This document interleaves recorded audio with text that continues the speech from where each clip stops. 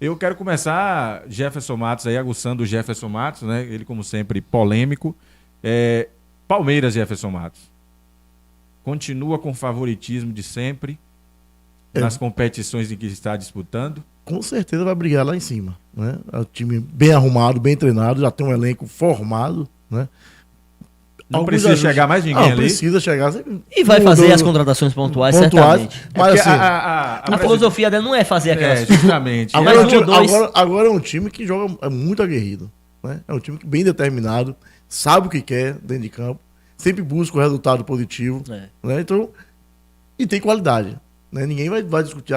O Palmeiras, o time tem a qualidade bem entrosado, então, com certeza, o Nildo vai disputar nas cabeças. Se vai conseguir todos os títulos, só o tempo vai dizer, né?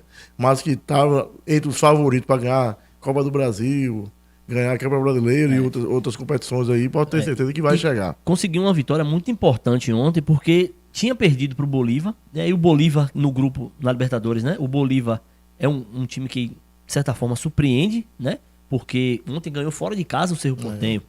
No 4-0, se não me engano. E é do City, né? O Bolívar. Ele tem uma parceria, não é no mesmo molde do Bahia, mas é parceria. E o Bolívar tá muito bem. O Bolívar já ganhou do Palmeiras, né? Aí agora ganhou do Cerro. Então, o Palmeiras conseguiu uma vitória fora de casa ontem muito importante contra um adversário respeitado, né? O Barcelona de Guayaquil. Um jogo começou um pouco enroscado, mas o Palmeiras sempre com a rédea na mão, né? Sempre dominando o jogo. Conseguiu o primeiro gol. E no segundo tempo, logo no início, o Gustavo Gomes, que pra mim é um zagueiro artilheiro demais, inclusive tá chegando a números extraordinários de gols pelo Palmeiras, acabou fazendo o segundo gol e aí já deu aquela ajeitada, né? O Barcelona precisou ir mais à frente. E quando o time do Palmeiras é sufocado, tem o Everton no gol pra resolver, porque o cara tá agarrando demais, mais uma vez. Assim, já tem 5 ou 6 anos aí em altíssimo nível. Né? Então o Palmeiras conseguiu uma vitória muito importante ontem para a classificação, né? E o Palmeiras, assim, se for para ganhar de 1-0, ele vai ganhar de 1-0, vai segurando, vai ganhar demais. Verdade, sem medo, sem vergonha, né? Sem vergonha. O Campeonato Paulista, né? Vai 2-1, o jogo duro, mas sempre trazendo um resultado positivo. O Palmeiras vai enfrentar a equipe do Goiás pelo Brasileiro, mas eu quero que vocês comentem rapidamente aí sobre o confronto pela Copa do Brasil, né? Palmeiras vai enfrentar a equipe do Fortaleza, né? E aí tem aquela... Eu vi até algumas pessoas comentando sobre a qualidade que o Palmeiras tem, a força que o Palmeiras tem, mas que não deveria se apegar a isso não, porque o Fortaleza também... Não, vai ser uma eliminatória muito dura, muito difícil pro Palmeiras, né? Eu acredito que, se eu não me engano, o segundo jogo é em Fortaleza. Isso é um fator preponderante. Eu acho que existe um leve favoritismo pro Palmeiras, né? Mas... Eu digo logo que Palmeiras passa. Aí, como sempre, você, né? Pois então... Mas a gente vai falar bastante sobre isso quando a gente tiver... Agora passa se eu não receber uma camisa do Palmeiras. Daqui a pouco você vai montar um armário, um closet só de time. Um armário não. No caso dele tem que ser um freezer. Se você torce para o Fortaleza... Corra na loja e compra a camisa do Palmeiras e me dê de presente. Pois a gente vai falar mais sobre isso quando a gente vai falar mais sobre a Copa do Brasil. Agora vamos trazer um pouquinho aqui, Paulo Esquita, você, sobre a questão do Corinthians, né? Corinthians está se complicando muito. Com dor de cabeça, demais. Parece que o ano passado surpreendeu, né? Mas a saída do treinador de lá para cá, parece que as coisas no Corinthians... Tudo desandou. Isso aí é fruto dessa, assim, a gente pode dizer, essa irresponsabilidade da diretoria, né? Que, na minha visão, faz de tudo para se manter, né? E, inclusive, as suas escolhas são pautadas nisso. Aquilo que você estava falando sobre a qualidade do Ronaldo na hora da escolha de quem comanda o time, sempre manter um perfil, no Corinthians isso não existe. Diferente. A gente comentou Eles atiram para todo lado. Comentou sobre isso. Inclusive... Começa procurando Roger Machado, aí depois morre em Luxemburgo. No início, quando o Vitor Pereira saiu, entrou o Fernando Lázaro, que era uma aposta, né? Então, você vê que eles não estavam pensando num DNA, estavam pensando em compor de alguma maneira ali com um cara que já trabalhava no clube e tal. Sai o Fernando Lázaro, aí fica procurando qualquer um, aí vai e bota o Cuca. Por que botou o Cuca? Não consultou a torcida disse que não tem problema. Cuca já tinha sofrido alguns problemas por conta dessa demanda que ele tem judicial. No próprio Atlético Mineiro, ele já tinha sofrido rejeição da torcida. Uma pressão, aí o Corinthians, que é um time de massa que sempre se apropria dessas pautas, né? Da respeito às minas, tudo mais, os caras vão contratar o Cuca. Então tá errado já aí. É uma prova de que não tá aí o Cuca não ficou uma semana. O que tem nas mãos. Isso, aí começou falando, vai ser quem e tal, aí Roger Machado, tá quase tudo certo. Vai ser Roger Machado. Aí todo mundo, poxa, será que vão dar essa oportunidade? Aí começa a torcida cheia de um lado, um cheia do outro. Não vai ser mais Roger Machado, não. Aí foram procurar Luxemburgo. Tava fora do mercado há um bom tempo. Eu acredito que o Luxemburgo não desaprendeu de futebol. Eu acredito que o Luxemburgo ele pode ajudar o Corinthians, mas ajudar com a limitação, no sentido de o time não é essa Coca-Cola toda, porque a gente sabe que os times que o Luxemburgo comandou, de Corinthians, de Palmeiras, de Cruzeiro, eram verdadeiras máquinas. Vai só lembrar aí o Palmeiras do Sem Gols, tinha Djalminha, tinha Rivaldo, tinha Miller, tinha Evaí, tinha César Sampaio no meio de campo. O Cruzeiro de 2003, que fez 100 pontos, né?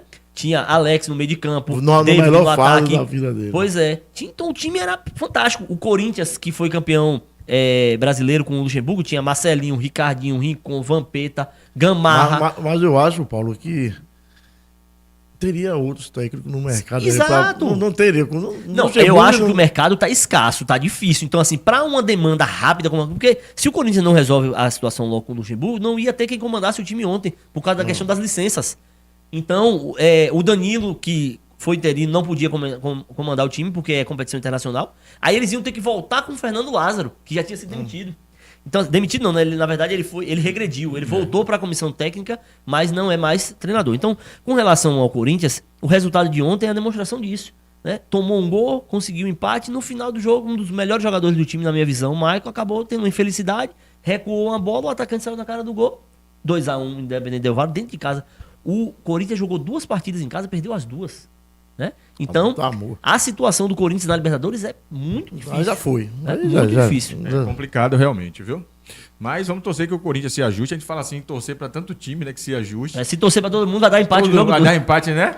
Mas é que o... Aí não quer desejar mal a ninguém.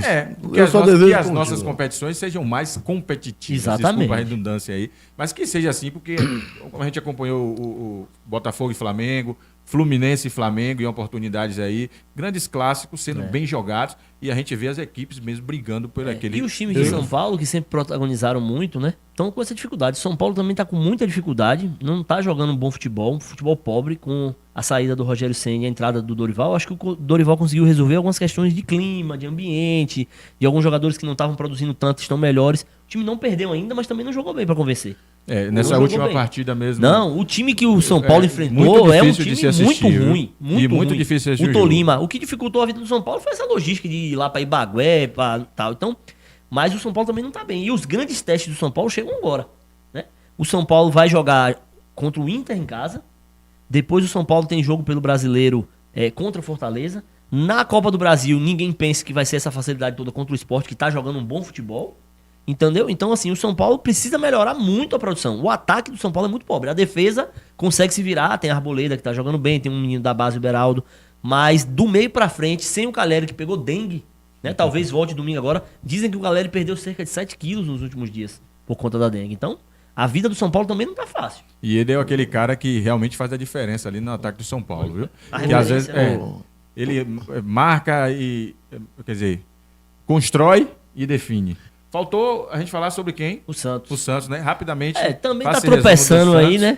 Mas o Santos sempre, a gente fica nessa expectativa que daqui a pouco aparece um menino aí da Vila, 15, Santos, 16 anos, e resolve a vida. Mas assim, tá com algumas dificuldades táticas, né? O treinador tá com dificuldade em resolver os problemas.